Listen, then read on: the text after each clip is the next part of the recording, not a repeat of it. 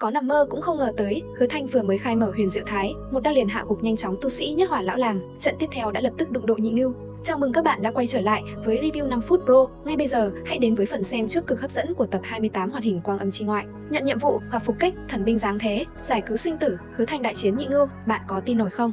Tu sĩ Nhất Hỏa Lão Làng của Hải Thi tộc là Miểu Trần, cho đến phút cuối cùng vẫn không thể hiểu nổi kẻ đối diện mình trước đó, một giây còn chưa khai mở mệnh hỏa, tại sao một giây sau đã thăng lên nhị hỏa rồi? Trong nhận thức của gã hoàn toàn không tồn tại hai chữ mệnh đăng. Còn Hứa Thanh đứng ở nơi gã tan biến, lần đầu tiên cảm nhận được sự tuyệt diệu của Huyền Diệu Thái, vạn vật chậm lại, luồng khí có thể chạm tới, động tác của kẻ thù chậm chạp như ốc sên, khoảnh khắc đó, hắn thậm chí không nỡ thoát khỏi trạng thái này. Thế nhưng tuyệt diệu thì tuyệt diệu, sau khi trở lại trạng thái bình thường, Hứa Thanh nhanh chóng nhận ra sự trợ giúp của hai con meme ngày càng trở nên hạn chế, ngược lại còn đang tiêu hao tài nguyên của bản thân hắn. Một khi khai mở Huyền Diệu Thái, khoảng cách đã bị kéo giãn ra vô cùng rõ rệt.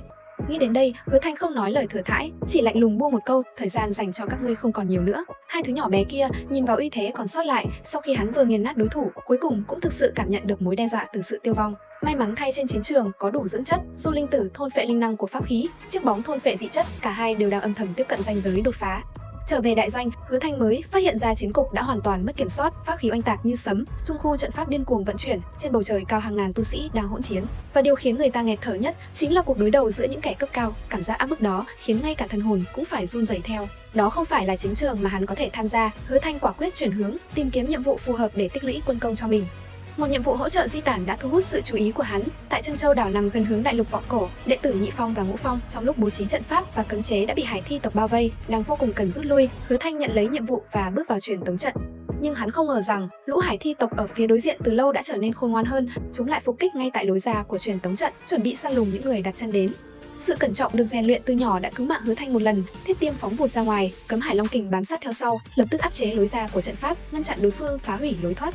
Khoảnh khắc Hứa Thanh bước ra khỏi truyền tống trận, hắn khai mở Huyền Diệu Thái, lao vào giữa đám địch, nhân như một con báo săn, quét sạch mọi thứ trên đường đi của mình. Kẻ địch lũ lượt tháo chạy, nhưng trước mặt Huyền Diệu Thái, chạy trốn và tiêu vong chẳng có gì khác biệt. Nhưng hắn nhanh chóng nhận ra một vấn đề lớn hơn, chiến trường này đã bị phong tỏa hoàn toàn. Bầu trời giăng đầy cấm chế của kẻ địch, đường truyền tống khứ hồi bị cắt đứt, không thể quay về được nữa. Ngọc Giản truyền tin gửi tới thông báo, đánh giá chiến cục đã nâng lên cấp độ đỏ, mọi người chỉ có thể đợi đến thời khắc sức mạnh thủy triều của Thất Huyết Đồng giáng xuống. Mượn nhờ trận pháp của đệ tử Ngũ Phong để cưỡng ép truyền tống trở về, không còn đường lui, Hứa Thanh chỉ có thể cắn răng tiến về phía khu vực tập hợp của các đệ tử Nhị Phong và Ngũ Phong. Khi hắn đến được thung lũng, tình hình chiến sự còn thảm khốc hơn nhiều so với tưởng tượng, hơn 200 tu sĩ Nhị Phong bị ép phải co cụm lại một chỗ. Ở lối vào thung lũng chỉ còn hơn 30 người kiên cường thủ vững, trong khi Hải Thi tộc đang ồ ạt kéo đến như triều dâng. Một nữ tu Nhất Hỏa của Nhị Phong kiên cường chống cự ở tiền tuyến, nhưng bị đối phương tung một chưởng đánh bay xa trăm trượng, đâm vỡ vụn tảng đá khổng lồ, phía sau mệnh hỏa tắt lịm ngay tại chỗ. Hứa Thanh lập tức lao đến, che chắn ở trước mặt nàng. Tên tu sĩ Hải Thi tộc kia cảm nhận được uy áp nhị hỏa, sắc mặt lập tức đại biến, liền bật người bỏ chạy. Thế nhưng động tác của gã trong mắt Hứa Thanh còn chậm hơn cả ốc sên. Thôn phệ hồn phách, hấp thu dị chất, cướp đi linh năng của pháp khí. Hứa Thanh cùng với chiếc bóng và Thiết Tiêm chỉ mất chưa đầy 3 hơi thở để giải quyết xong.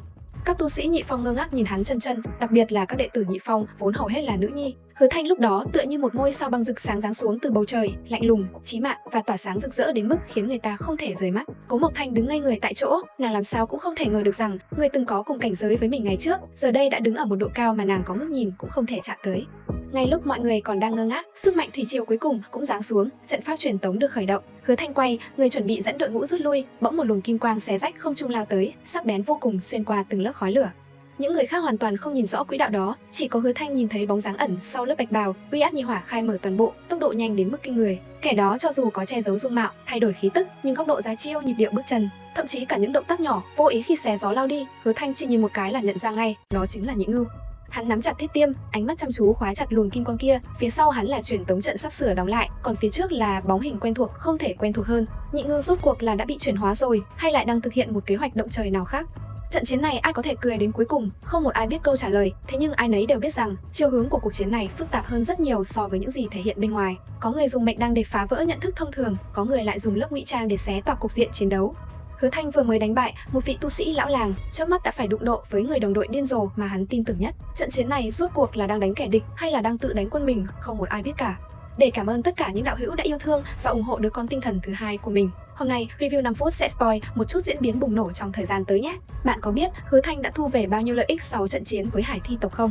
Tại sao nói trận chiến này trực tiếp giúp hắn hoàn thành một cuộc lội ngược dòng triệt để từ một kẻ dưới đáy xã hội vươn lên đến đỉnh cao quyền lực?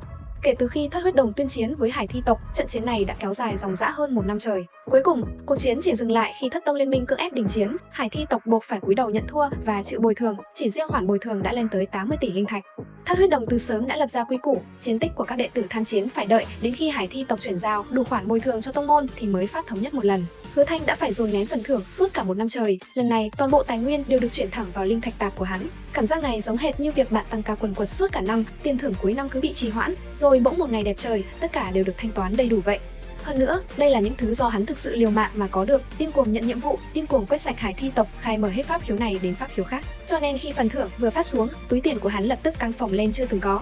Chiến tranh vừa dừng, Thất Tông Liên minh nhân dịp tiệc mừng công đã kéo đến Thất Huyết Đồng để thị uy lập oai, phái ra một loạt thiên kiêu đến khiêu chiến các phòng. Trong số đó có một kẻ tên Tư Mã Lăng, là đệ nhất thiên kiêu trúc cơ của Liệt Dị môn, sở hữu 4 đoàn mệnh hỏa đại viên mãn, thân phận cao đến mức dọa người. Kết quả, hắn lại xui xẻo đụng ngay phải Hứa Thanh đang đi càn quét Dạ Cưu, bị trấn áp ngay tại chỗ. Ngay cả hộ đạo giả kim đan của hắn cũng bị đại trận của Thất Huyết Đồng tát cho một cú sấp mặt xuống đất, đuổi thẳng ra khỏi sơn môn.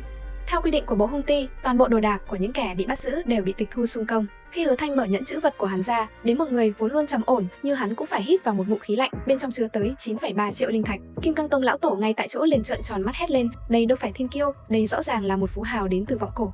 Chưa hết, bên trong còn có thần tính linh thể có thể dùng làm nguồn động lực cho pháp thuyền và đan dược chuyên dụng để khai mở pháp khiếu. Hứa Thanh lúc đó chỉ còn thiếu đúng 7 khiếu là có thể đạt tới đoàn mệnh hỏa thứ 3. Viên đan dược này quả thực là đưa than sưởi ấm ngày tuyết rơi.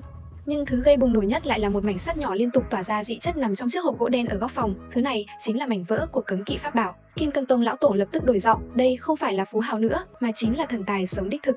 Màn trấn áp Tư Mã Lăng này tương đương với việc tát một bà tài thật mạnh vào mặt bọn họ trước mặt tất cả đồng minh ngoại tộc và các thiên kiêu của Thất Tông Liên minh. Các thế lực giáo diết điều tra thân thế của hắn, lúc này mới kinh hoàng phát hiện ra vị đệ tử thấp điệu đến mức ngay cả danh hiệu điện hạ cũng không có này, lại đang tu luyện hoàng cấp công pháp tuyệt thế Kim Ô Luyện Vạn Linh, lại còn mang theo kỳ độc có thể trấn áp cả cường giả kim đan. Ngay cả thiên kiêu số 1 của Thất Tông Liên minh là Thánh Vân Tử hay Hoàng Nhất Khôn của Huyền U Tông cũng phải đích thân tới để dò la thực hư. Nói thẳng ra, Hứa Thanh chính là kiểu người ngày thường im hơi lặng tiếng, chẳng ai thèm để mắt tới, nhưng đến thời khắc mấu chốt, một khi ra tay thì khiến cả trường đấu phải ngơ ngác, hãm mình quá sâu, giả heo ăn hổ đích thực.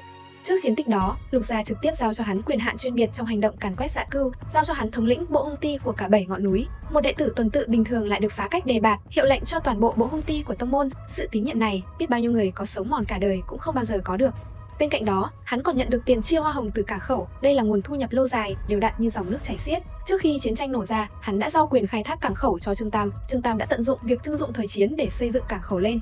Sau chiến tranh, cảng khẩu vẫn hoạt động bình thường, tiền chia hoa hồng lâu dài và liên tục và luôn được Đinh Tuyết tích góp giúp hắn. Đây chẳng phải là khoản thu nhập thụ động mà người bình thường thèm muốn nhất sao? Khi người khác vẫn còn đang đứng ngoài quan sát, hắn đã âm thầm đi trước một nước cờ từ lâu.